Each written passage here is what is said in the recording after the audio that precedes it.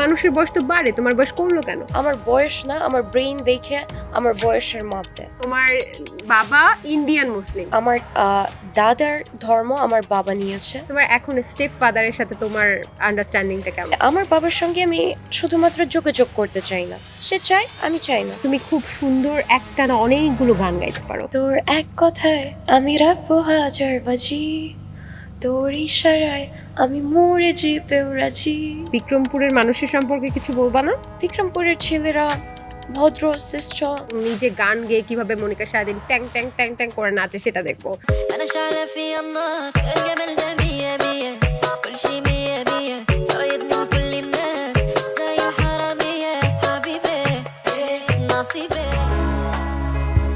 আয়না, the reflection of yourself.